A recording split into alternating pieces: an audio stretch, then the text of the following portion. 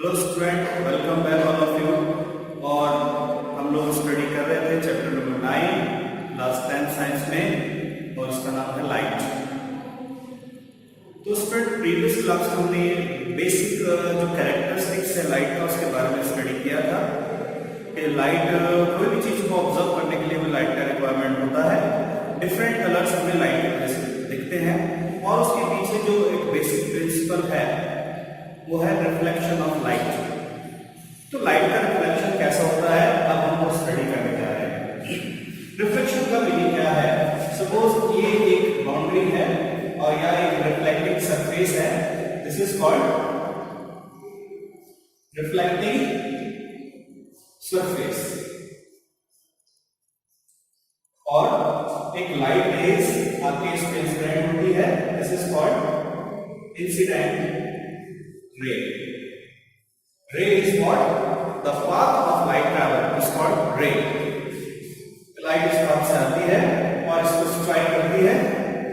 Strike करने के बाद ये रिफ्लेक्ट होके, so this ray is called reflected after reflection, reflected ray.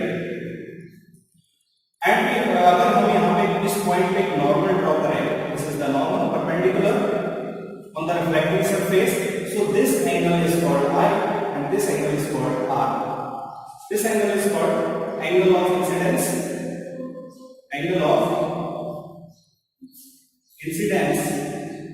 and this is called angle of reflection. This is angle of reflection.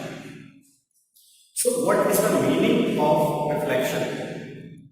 If a ray travel in the medium and strike to a boundary, strike to a surface and return back to the same medium. अब ये मान के चलते हैं ये glass है, mirror है, एक रे आती है और ऐसा रे इधर से आके इसको स्ट्राइक करती है, और स्ट्राइक करके मान लो इधर वाटर है, दूसरा मीडियम है और इधर एयर है। सो स्ट्राइक करके अगर सेम मीडियम में रिटर्न हो जाती है, that phenomena is called reflection of light. So reflection is the change in the direction of a wave. Wave का जो डायरेक्शन में चेंज होगा, that is called reflection from an interface. This is an interface between two different mediums. तो दो different medium है, ये interface इस तरफ वाला medium नंबर 1 और इस तरफ वाला medium नंबर 2. So लाइट की रे किसी दो मीडियम के इंटरफेस पे आकर स्ट्राइक करती है और सेम मीडियम पे रिटर्न हो जाती है. So that phenomena is called reflection of light. There are two types of reflection. One is regular reflection or diffuse reflection. So what is the meaning of regular reflection? So there are two types of reflection. First is regular reflection. So in regular reflection, the manner of light rays does not change. जिस manner में light rays आ रही है, same manner में reflect होगी. Okay, तो इससे क्या होता है, मान लो इधर से कुछ लाइट रेज आई और ये सारी एक दूसरे के पैरेलल हैं, 4 रेज या 3 रेज हम ले लेते हैं, 4 रेज ले लेते हैं. तो हम ये बोलते हैं कि जिस मैनर में ये आई है उसी मैनर में इनको रिटर्न होना है. ये ऐसे रिटर्न हो जाएगी, ये वाली इस तरह से रिटर्न हो जाएगी, ये वाली इस तरह से रिटर्न हो जाएगी. तो ये आपका रिफ्लेक्शन इस तरह से पैरेलल है. तो सबसे ऊपर कौन सी वेव थी? ये फर्स्ट. अभी भी सबसे ऊपर कौन है? फर्स्ट. ये नंबर 2, नंबर 3 और नंबर 4. ये 2, 3. जिस मैनर में इंसिडेंट हुई थी सरफेस के ऊपर, रिफ्लेक्शन के बाद भी अगर मैनर सेम रहता है, so this is called regular reflection. Regular reflection में हमारी जो सरफेस है, ये सरफेस कैसा होना चाहिए? फर्स्ट कंडीशन, स्मूथ सरफेस होना चाहिए. स्मूथ सरफेस रिक्वायर्ड है. स्मूथ सरफेस रिक्वायर्ड क्यों है? क्योंकि हम ये मान के चलते हैं कि ये सरफेस है और इसके जो हर एक पार्टिकल है वो ऐसा है, प्लेन. तो ये सरफेस कैसा होगा? स्मूथ. स्मूथ सरफेस किसका होता है? ग्लास. बिल्कुल स्मूथ सरफेस होता है. लेकिन अगर हम किस चीज, हम अपने हाथ के ऊपर भी ऐसा हाथ घुमाते हैं तो भी इतना स्मूथ नहीं है जितना कि ग्लास होता है। तो स्मूथ सरफेस ग्लास होता है। और क्या क्या चीजें इसमें होगी, तो इसमें जो मैनर है, पैटर्न ऑफ इंसिडेंस या incident, pattern of incident rays and reflected rays are same। Incident ray और रिफ्लेक्टेड रेज का पैटर्न सेम रहेगा। पैटर्न का मतलब अभी भी ऊपर ये थी, ऐसा ही पैटर्न आफ्टर रिफ्लेक्शन है। Okay, how can we identify कि रेगुलर रिफ्लेक्शन है, एक और रिफ्लेक्शन होता है diffuse reflection. So regular reflection में क्या होता है, रेगुलर रिफ्लेक्शन में आपको जहां पे आप देख रहे हैं सरफेस पे, वहां आपको सोर्स दिखता है, सोर्स ऑफ लाइट। जैसे हमने एक बल्ब लगाया हुआ है और ये जो सरफेस है बिल्कुल स्मूथ है, अगर यहाँ पे ग्लास लगा होता तो ग्लास में क्या नजर आता, ऊपर बल्ब का मतलब सोर्स ऑफ लाइट। हो सकता है कि लाइट इस गेट से आ रही हो तो हमें वो नजर आए, तो लाइट का सोर्स हमें नजर आता है इसमें रेगुलर रिफ्लेक्शन। तो आप बताइए, ये जो बोर्ड से आपको चीजें दिखाई दे रही हैं, ये क्या है, रिफ्लेक्शन। लेकिन कौन सा रिफ्लेक्शन है, क्या ये रेगुलर रिफ्लेक्शन है? नो, रेगुलर रिफ्लेक्शन नहीं है। क्यों? क्योंकि आपको क्या यहाँ सोर्स ऑफ लाइट दिख रहा है, क्या यहाँ आपको ट्यूबलाइट दिख रही है बोर्ड पे? नो, ट्यूबलाइट नहीं दिख रही, तो ये क्या है, ये रेगुलर रिफ्लेक्शन नहीं है। और हम बोल भी सकते हैं कि ये जो बोर्ड का सरफेस है बिल्कुल स्मूथ नहीं है, कांच की तरह, ग्लास की तरह स्मूथ तो नहीं, तो वो डिफ्यूज रिफ्लेक्शन होता है। तो रेगुलर रिफ्लेक्शन में क्या होता है, when light incident on any smooth plane surface like mirror, then on looking from a specific direction the plane surface is looked shiny। तो प्लेन सरफेस कैसा दिखता है हमें, शाइनिंग, मतलब उसमें सोर्स ऑफ लाइट आपको नजर आएगा और एक पर्टिकुलर डायरेक्शन से हमें सोर्स ऑफ लाइट नजर आएगा और दूसरे डायरेक्शन से देखेंगे तो नहीं आएगा। If we change the plane of mirror, then the mirror shines from some other direction। Okay, और ये this is follow the laws of reflection। laws of reflection क्या होते हैं, इसको हम डिस्कस करेंगे। So हम अपने पैटर्न की बात कर लेते हैं। रेगुलर रिफ्लेक्शन में स्मूथ सरफेस होना चाहिए और आपको this is pattern of incident ray and reflected rays are same. और number 3,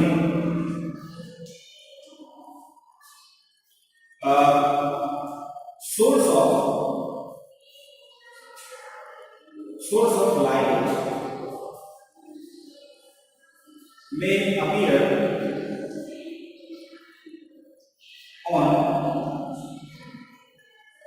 the reflecting surface। So what is the meaning of reflecting surface? This is the जो surface जिससे reflection हो रहा है, this is reflecting surface। एक रे जो आपके reflecting surface पे इंसिडेंट होती है, this is incident ray, और जो एंगल बनाती है नॉर्मल के साथ, this is angle of incidence. Okay, यदि यहाँ स्ट्राइक होगी तो स्ट्राइक करने के बाद एक अलग डायरेक्शन में रिफ्लेक्ट हो जाएगी। ये वैसा ही है स्टूडेंट जैसे हम एक बॉल को शो करते हैं, अगर हमने बॉल को ऐसा शो किया है इधर तो बॉल टकरा के इधर आएगी, और अगर हमने बॉल को नीचे से थ्रो किया है बॉल टकरा के ऊपर की तरफ जाएगी। वैसे ही लाइट की रेज है, ये यहाँ स्ट्राइक होगी तो ये इस तरफ आती है। कितने एंगल से आती है वो हम डिस्कस करेंगे लॉ ऑफ रिफ्लेक्शन में। ये रिफ्लेक्टेड रे है, ये एंगल ऑफ रिफ्लेक्शन है। तो रिफ्लेक्टिंग सरफेस में हमें एक पर्टिकुलर डायरेक्शन से देखते हैं तो हमें क्या दिखता है, सोर्स ऑफ लाइट। ओके, अब एक और तरह का रिफ्लेक्शन होता है, दैट इज कॉल्ड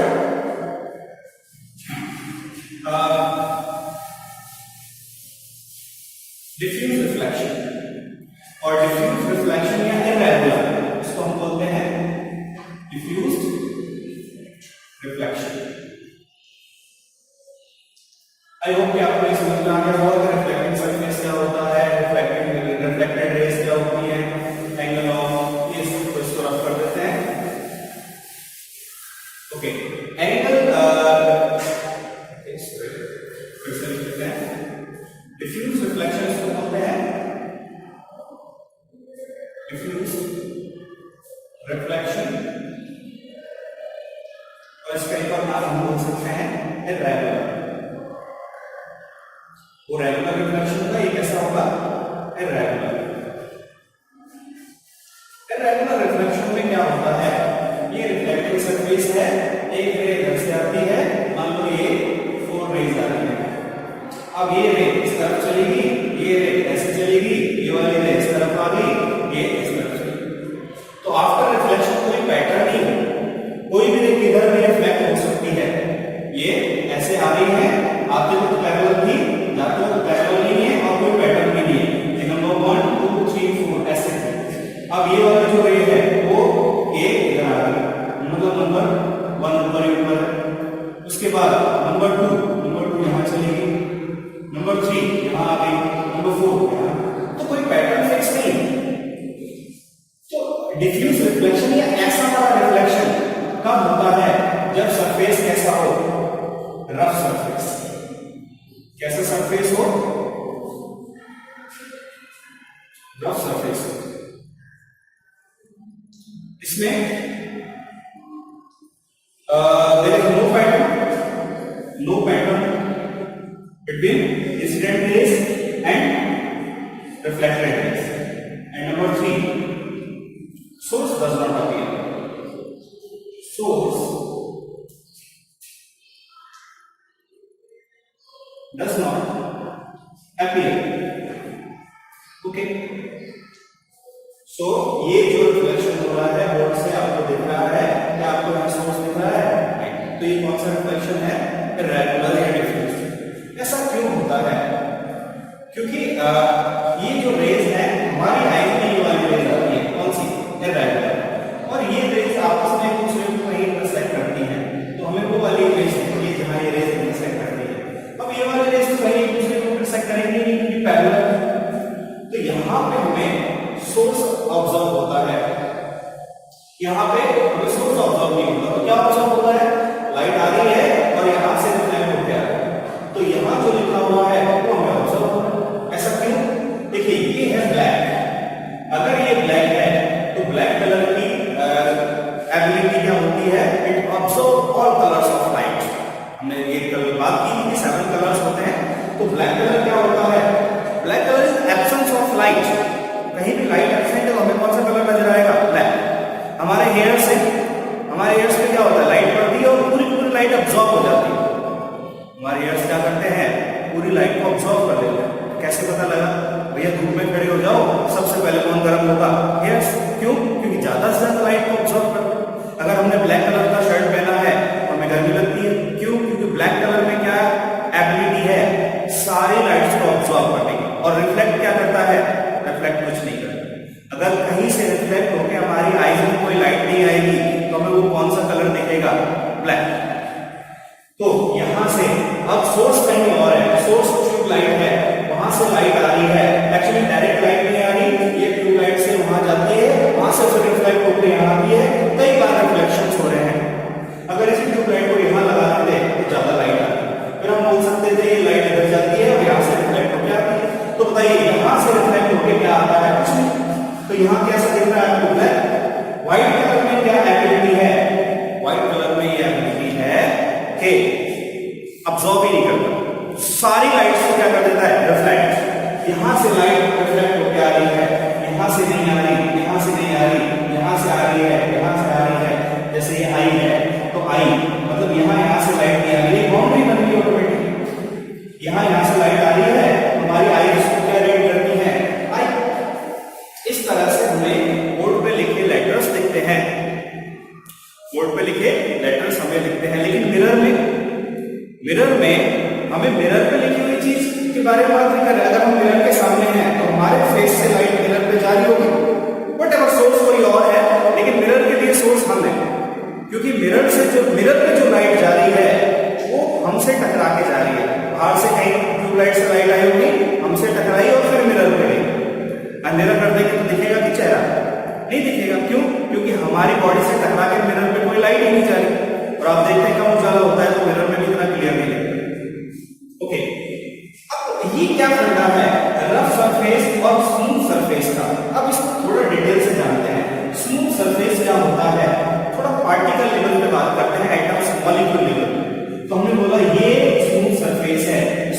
पार्टिकल ऐसा है, दूसरा पार्टिकल ऐसा है, तीसरा ऐसा है, चौथा ऐसा है, सारे प्रॉपर्ली अरेंज है। लेकिन ये कौन सा सरफेस है? स्मूथ। रफ सरफेस में क्या होगा कि एक पार्टिकल अगर ऐसा है तो दूसरा ऐसा हो सकता है, तीसरा ऐसा हो सकता है, एक ऐसा हो सकता है, ऐसा हो सकता है, ऐसा हो सकता है। तो जब हम इसमें हाथ घुमाते हैं तो हमें कोई तरह लगता है। ये कैसा सरफेस है? Rough surface. एक्चुअली हम बात कर रहे हैं मॉलिक्यूल लेवल की, देखने में प्लेन लगता है, लेकिन हम अगर इसको माइक्रोस्कोप से देखेंगे कहीं पे आपको गड्ढा दिखेगा, कहीं पे आपको ऐसा बाहर निकला हुआ पार्ट दिखेगा। तो ये सरफेस कैसा है? ऐसा। जनरली सारे सरफेसेस कैसे होते हैं? Rough surfaces. मिरर एक स्मूथ सरफेस है, मिरर को छोड़ के बाकी सारे रफ सरफेसेस कैसे हैं? रफ। तो यहां पे ये सरफेस कैसा है? Rough surface. तो होता क्या है? लाइट आ रही है इधर से ऐसे। अब ये वाली जो लाइट है, क्योंकि देखो ये ऐसे है तो ये इस लाइट को किधर घुमाएगा? इस तरफ। ये वाला जो सरफेस है ये प्लेन है, ये लाइट को इस तरफ घुमाएगा। ये वाला जो सरफेस है ऐसे निकला हुआ है, ये लाइट को ऐसे घुमाएगा। ये वाला जो सरफेस है वो लाइट को ऐसे घुमाएगा। तो देखिए आफ्टर रिफ्लेक्शन लाइट का पैटर्न चेंज हो जाता है। रीजन क्या है इसका? ये रफ सरफेस है और वो स्मूथ है। उस स्मूथ में हर जगह हर पार्टिकल अरेंज है, तो यहाँ पे जितनी भी रेंज आती है वो इक्वल एंगल पे। अब जैसे देखिए अगर एक ये पार्टिकल है, ये सरफेस है, एक बॉल को आपने ऐसे थ्रो किया, ऐसे ही है, बॉल को आपने यहाँ थ्रो किया फिर भी ऐसे ही जाएगा, क्योंकि सारे पार्टिकल कैसे हैं? मान लो ये रफ सरफेस होती तो अब क्या होगा? ये बॉल आई और ये इधर चलेगी। अब दूसरा जो पार्टिकल है यहाँ वाला वो ऐसा है तो बॉल आएगी, अब उधर नहीं जाएगी, इधर आएगी वापस। सो रफ सरफेस से कैसा रिफ्लेक्शन होता है? रेक्टेंगुलर रिफ्लेक्शन या फिर डिफ्यूज रिफ्लेक्शन। ये दोनों में डिफरेंस है। तो आई होप ये डायग्राम से दोनों डायग्राम से आपको समझ में आया होगा कि रेगुलर रिफ्लेक्शन और इरेगुलर रिफ्लेक्शन में क्या डिफरेंस होता है। चलिए स्टूडेंट, अब हम बात करते हैं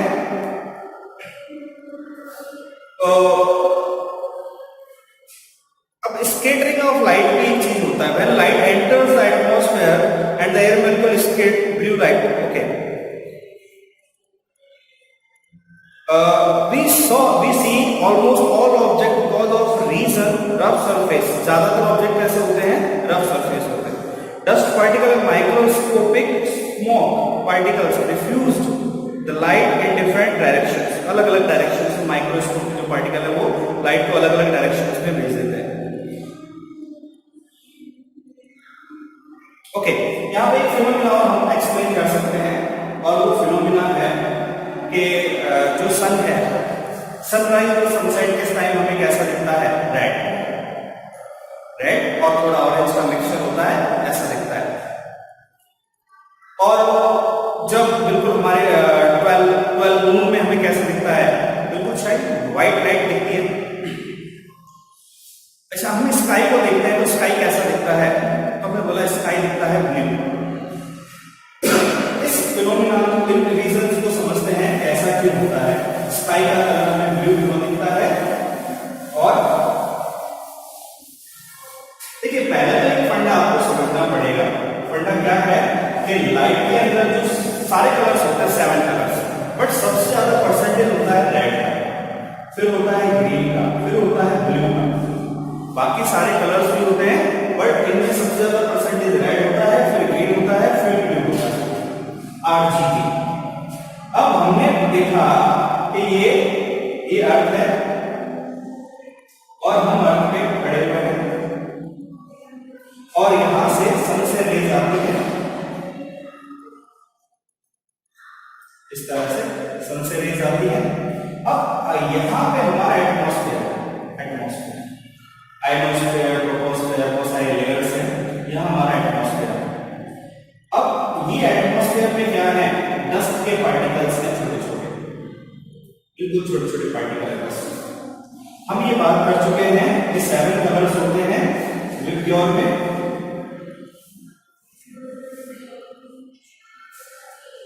अच्छा, इनमें सबसे ज्यादा वेवलेंथ किसका होता है? रेड में। और सबसे कम वेवलेंथ किसका होता है? वायलेट। वेवलेंथ के टर्म्स में बात करें तो सबसे ज्यादा वेवलेंथ होता है रेड का, सबसे मैक्सिमम और ये मिनिमम। अब वायलेट इंडिगो को छोड़ दीजिए, उसके बाद कौन आता है? ब्लू। हम ये कह सकते हैं कि ब्लू का वेवलेंथ कैसा होता है? कम। वेवलेंथ क्या होता है? ये ऐसे ऐसे वेव चलेगी तो वेवलेंथ ज्यादा है, और वेव ऐसे ऐसे चलेगी तो वेवलेंथ कम है। एक राउंड में जो लेंथ ट्रैवल करती है वेव, इसी को क्या बोलते हैं? वेवलेंथ। अच्छा, अब यहां से सारे कलर्स जाते हैं सन से, सारे कलर्स जाते हैं, तो ये ऐसे जाता है। ये ब्लू कलर है, ब्लू कलर की वेवलेंथ छोटी होती है, डस्ट के पार्टिकल से टकरा जाता है, डस्ट के पार्टिकल से टकरा के रिफ्लेक्ट हो जाता है इधर इधर, इस तरफ, सब तरफ। क्या हमारे हम आई से हम यहाँ खड़े हुए हैं, क्या हमारी आंखों में ब्लू कलर आएगा? नो। क्यों? बीच में डस्ट पार्टिकल से रिफ्लेक्ट हो गया, तो डस्ट पार्टिकल तो बहुत छोटा होता है। हमने बोला वेवलेंथ भी तो बहुत छोटी होती है ब्लू की, तो ये डस्ट पार्टिकल है, ये वेवलेंथ है, ये से टकराएगा, ये इसको जंप करके नहीं जा सकता, क्योंकि ऐसे आ रहा है ऐसा। अगर ये ऐसे आ रहा होता तो उस पर जंप करके निकल जाता। ओके, अब हम क्या देखते हैं? मॉर्निंग में जब सनराइज होता है, मॉर्निंग में जब सनराइज होता है, हम स्काई को देखते हैं, कैसा दिखता है? ब्लू। क्यों? क्योंकि ब्लू कलर आया, उसकी वेवलेंथ कम है, ब्लू कलर की वेवलेंथ कैसी है? स्मॉल, और वो डस्ट पार्टिकल से रिफ्लेक्ट होके ऐसा फैल गया। किसी चीज से स्ट्राइक होके फैल जाना, इसको हमने बोला है, नाम दिया है स्कैटरिंग। क्या बोलते हैं इसको? स्कैटरिंग क्या होता है? अगर हम अपने हाथ में बहुत सारे कंचे लें और उनको दीवार पे मारें, तो दीवार पर पड़ने के बाद उसको बिखर जाते हैं। वैसे ही ब्लू कलर की लाइट आई, डस्ट पार्टिकल पर पड़ी और ऐसे बिखर गई चारों तरफ। तो हम अपने चारों तरफ देखते हैं, आसमान में कैसा कलर दिखता है? ब्लू। रीजन क्या है? Scattering of light, scattering of light, reason है ब्लू कलर देखने। ओके, अब red colour, orange colour, yellow colour, इनकी वेवलेंथ कैसी है? ज्यादा। क्योंकि रेड कलर सबसे ज्यादा है, तो ये ऐसे आ रहा है, ऐसे। अगर ऐसे आता है तो ये डस्ट पार्टिकल को क्रॉस करके हमारे यहाँ इसका आता है। अब क्योंकि जब दोपहर होता है तो सन की इंटेंसिटी बहुत ज्यादा होती है, हम डायरेक्ट देख भी नहीं सकते उसको, लेकिन मॉर्निंग इवनिंग में देख सकते हैं, जब सनराइज और सनसेट होता है। तो जब सनराइज होता है, हम सन की तरफ देखते हैं, तो कौन सी रेज हमारी आईज में आ रही होगी? जिनकी वेवलेंथ ज्यादा है। क्यों? क्योंकि वो डस्ट पार्टिकल को जब तक आ रही, तो किसकी वेवलेंथ ज्यादा है? इनकी वेवलेंथ ज्यादा है। ऐसा प्योर रेड में नहीं होता, उसमें ऑरेंज भी मिक्स होता है, उसमें येलो भी मिक्स होता है, बट सबसे ज्यादा किसका परसेंटेज होता है? रेड। तो हमें सनराइज और सनसेट के टाइम पे सन कैसा दिखता है? रेड। क्यों? क्योंकि रेड कलर की आईज, रेड कलर की लाइट जो है वो हमारी आईज में आ रही है, और हम चारों तरफ देखते हैं, हमें क्या दिखता है? हमें ब्लू कलर दिखता है स्काई में। रीजन क्या है? ब्लू कलर का वेवलेंथ बहुत छोटा होता है, स्कैटर होके स्प्रेड होता है। सो यहाँ पे कुछ प्रैक्टिकल चीजों के हमने आंसर ढूंढे हैं कि क्यों हमें स्काई ब्लू दिखता है और क्यों हमें सनराइज और सनसेट के टाइम पे सन का कलर रेडिश दिखता है। सो रीजन है, if you look the outer space from outside our atmosphere, then we shall see it's black. अब एटमॉस्फेयर के अलावा अगर कहीं देखेंगे तो हमें कैसा दिखेगा? ब्लैक, क्योंकि ये कहां स्प्रेड हुआ है? Atmosphere. Scattering of light in all directions in the same medium by rough surface is known as diffuse reflection. So the scattering of light in the same medium by the rough surface, इसको क्या बोलते हैं? diffuse reflection. टकरा के same medium में return हो जाना। Generally reflecting surface is applied like silver, aluminium on the back of or front of the glass. Okay, don't worry. अब हम चाहते हैं हम एक मिरर बनाएं। हम क्या बनाना चाहते हैं? मिरर। मिरर के लिए क्या चीज जरूरी है? स्मूथ सरफेस, ताकि कैसा रिफ्लेक्शन हो? रेगुलर। इरेगुलर होगा तो क्या होगा? हमारे बाल तो हमें हमारे हो सकता है पैरों पे दिखे, और पैर हमें कहां दिखे? हमारे मुंह में, क्योंकि रेगुलर रिफ्लेक्शन में तो टकराने के बाद जो रेज है किसी भी पैटर्न में रिटर्न हो सकती है। तो हम क्या चाहते हैं? हम अपनी इमेज देखना चाहते हैं।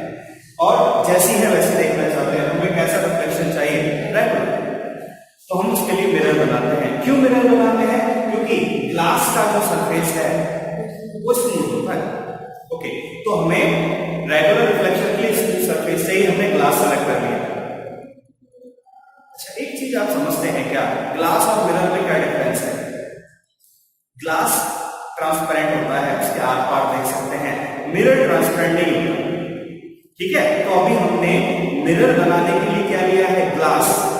दोनों को एक इंटरलेट नहीं करना, दोनों को मिक्स नहीं करना। ग्लास ट्रांसपेरेंट है।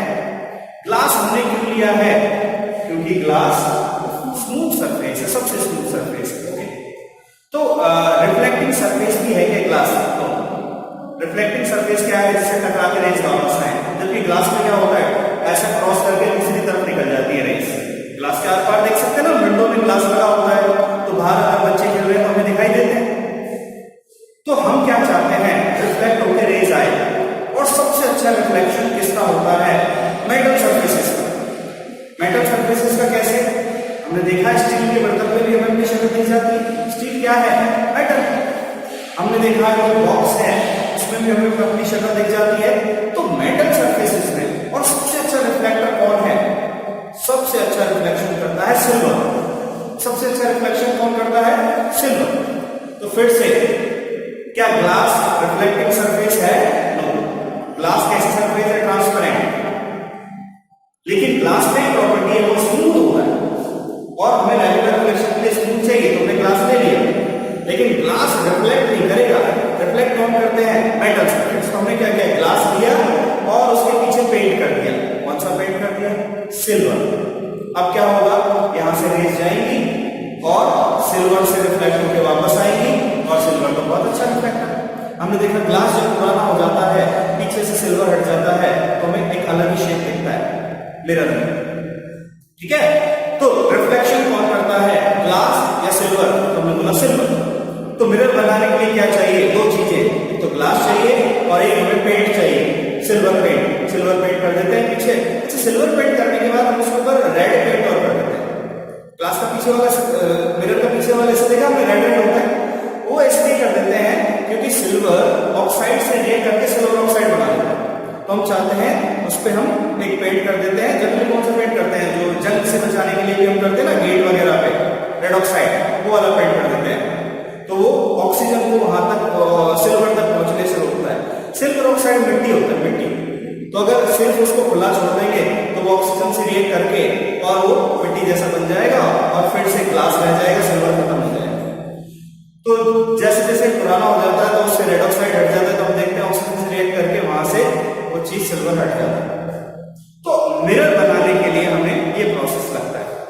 ऐसे स्टूडेंट, आई होप ये चीज आपको समझ में आई होगी कि रेगुलर और इरेगुलर या डिफ्यूज रिफ्लेक्शन क्या होता है, इसमें क्यों स्मूथ सरफेस चाहिए, इसमें क्यों हमें रफ सरफेस में ऐसा होता है। हमने कुछ प्रैक्टिकल फिनोमेना को भी स्टडी किया। हमने देखा कि स्काई का कलर ब्लू क्यों होता है, और सनसेट और सनराइज के टाइम पे हमें सन रेडिश क्यों दिखता है। अब नेक्स्ट क्लास में हम लोग स्टडी करेंगे कि रिफ्लेक्शन के लॉज क्या है, लॉज ऑफ रिफ्लेक्शन। और लॉज ऑफ रिफ्लेक्शन स्टडी करने के बाद हम इमेज फॉर्मेशन देखेंगे, प्लेन मिरर में इमेज कैसे बनता है। हम डेली प्रैक्टिकल लाइफ में देखते हैं, हम अपनी शक्ल देखते हैं तो प्लेन मिरर में हमारा इमेज दिखता है। तो हम देखेंगे image formation in plane mirror और laws of reflection. So thank you very much.